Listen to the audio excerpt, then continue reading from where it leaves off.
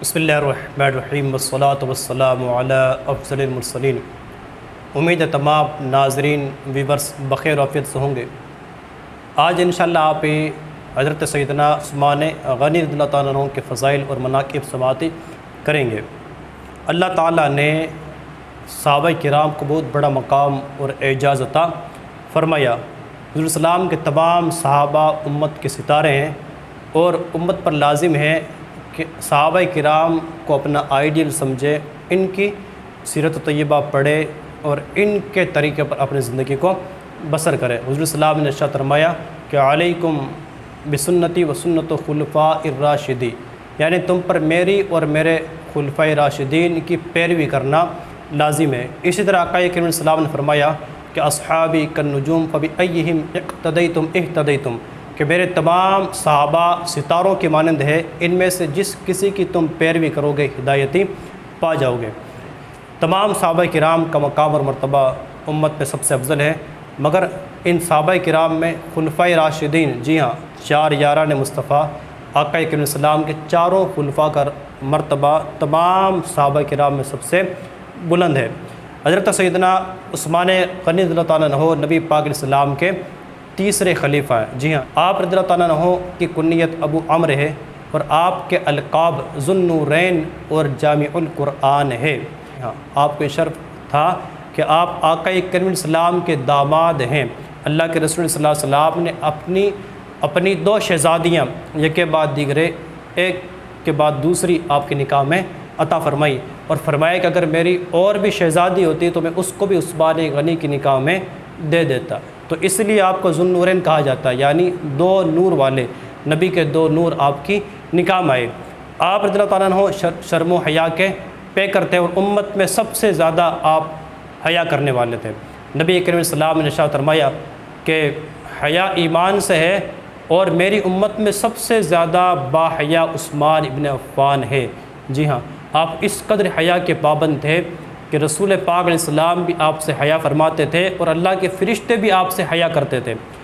نبی پاک علیہ السلام کی بارگاہ میں ایک مرتبہ حضرت سیدنا ابو بکر صدیق رضی اللہ تعالیٰ عنہ تشریف لائے تو آقا علیہ السلام بیٹھے تھے اور بدستور جیسے پہلے بیٹھے تھے ویسے ہی بیٹھے رہے، اور پھر سیدنا فاروق اعظم رضی اللہ تعالیٰ عنہ تشریف لائے تو نبی پاک علیہ السلام ویسے ہی بیٹھے رہے، مگر جب حضرت سیدنا عثمان غنی رضی اللہ تعالیٰ عنہ تشریف لائے تو آپ نے اپنے لباس کو درست فرما لیا، اور جب یہ شخصیت چلی گئی تو سیدہ ام المومنین عائشہ رضی اللہ تعالیٰ عنہ نے حضور کی بارگاہ میں عرض کی، یا رسول اللہ، میرے والد بزرگوار آئے، سیدنا عمر فاروق اعظم آئے، اگر آپ بدستور بیٹھے رہے، مگر جب عثمان غنی آئے تو سرکار آپ نے لباس کو درست فرما لیا۔ تو حضور نے فرمایا، اے عائشہ، کیا میں اس شخص سے حیا نہ کروں جس سے خدا کے فرشتے بھی حیا کرتے ہیں؟ جی ہاں، اس قدر آپ حیا کے پے کرتے۔ آپ بھی بند کمرے میں بھی لباس اتارتے نہیں تھے، یہاں تک کہ آپ جب نہاتے تھے تو بغیر لباس اتارے، ڈریس اتارے بغیر ہی آپ ہی نہا لیا کرتے تھے۔ اس طرح آپ نے فرمایا کہ جب سے نبی پاک علیہ السلام نے میرے سیدھے ہاتھ کو اپنا ہاتھ قرار دیا، اس وقت سے کبھی بھی میں نے اس ہاتھ کو اپنی شرمگاہ کے نہیں لگایا۔ اس قدر آپ ہی حیا فرمایا کرتے تھے۔ اسی طرح آپ کی یہ بڑی خوبی ہے کہ آپ اللہ کی راہ میں بہت زیادہ مال خرچ کیا کرتے تھے۔ نبی پاک علیہ السلام نے فرمایا کہ عثمان نے 2 مرتبہ جنت خرید لی ہے، اپنا مال خرچ کر کے آپ نے 2 مرتبہ جنت خرید لی ہے۔ ایک مرتبہ جب صحابہ کرام مکہ مکرمہ سے مدینہ منورہ تشریف لے گئے تو وہاں کا پانی صحابہ کرام کو جو ہے راس نہیں آیا، تو ایک کنواں مدینہ منورہ میں تھا، بئر روما، جو ایک یہودی کے قبضے میں تھا، آپ نے ایک بڑی رقم دے کے اس کنویں کو خرید کر اللہ کے رسول کی بارگاہ میں پیش کر دیا اور تمام صحابہ کرام کے لیے اس کو وقف کر دیا۔ تو ایک مرتبہ اس وقت آپ نے حضور سے جنت خریدی، اور دوسری مرتبہ جب غزوہ تبوک کا موقع تھا، اسلام کو مال کی ضرورت تھی، صحابہ کرام بھوکے تھے، ہتھیاروں کی کمی تھی، سواریوں کی کمی تھی، بڑی پریشانی کا عالم تھا، تو آپ نے سینکڑوں اونٹ مال ساز و سامان اللہ کے رسول کی بارگاہ میں پیش کیا اور آپ نے اسلام کی مدد فرمائی۔ تو اس وقت بھی آپ نے اپنے مال سے جنت کا سودا فرمایا۔ اسی طرح جب بھی موقع آتا تھا تو آپ اپنا مال لے کر حضور کی بارگاہ میں حاضر خدمت ہوتے اور دین کی آپ مدد فرمایا کرتے تھے۔ نبی پاک علیہ السلام نے ارشاد فرمایا، لکل نبی رفیق و رفیقی فی الجنہ عثمان، سرکار نے فرمایا کہ ہر نبی کا ایک ساتھی ہے اور میرا ساتھی جنت میں عثمان ہے۔ اسی طرح نبی پاک علیہ السلام نے بیعت رضوان کا جب موقع تھا، آقا علیہ السلام نے حضرت عثمان غنی رضی اللہ تعالیٰ عنہ کو مکہ مکرمہ کفار مشرکین سے حالات کی خبر گیری کے لیے اپنے آپ کو مکہ شریف بھیجا، اور ادھر صحابہ کرام سے آقا علیہ السلام بیعت لے رہے تھے، تو آپ اس وقت غیر حاضر تھے۔ تو نبی پاک صلی اللہ علیہ وسلم نے اپنا سیدھا ہاتھ بلند کیا اور فرمایا کہ ھذا ید عثمان، یہ عثمان کا ہاتھ ہے، یعنی سرکار نے اپنے مبارک ہاتھ کو سیدنا عثمان غنی کا ہاتھ ہی قرار دیا، اور آپ کی بیعت بھی حضور السلام نے اپنے ہاتھ سے فرما لی۔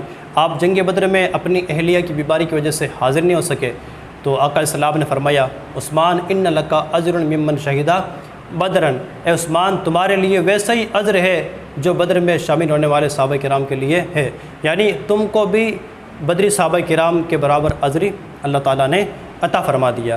حضرت سیدنا ابو سعید خدری رضی اللہ تعالیٰ عنہ فرماتے ہیں کہ نبی پاک علیہ السلام کو میں نے دیکھا کہ آپ علیہ السلام پوری رات اللہ کی بارگاہ میں یہ دعا کر رہے تھے، رو رہے تھے اور دعا کر رہے تھے کہ مولا میں عثمان سے راضی ہوں، اے اللہ تو بھی عثمان سے راضی ہو جا۔ اسی طرح آپ رضی اللہ تعالیٰ عنہ کے متعلق نبی پاک علیہ السلام نے فرمایا کہ جب عثمان کا وصال ہوگا تو خدا کے فرشتے آپ کا جنازہ پڑھیں گے، اور عثمان قیامت کے دن 70,000 امت کے افراد کی شفاعت کریں گے۔ ایسا جلیل القدر مقام اور مرتبہ آپ نے پایا ہے۔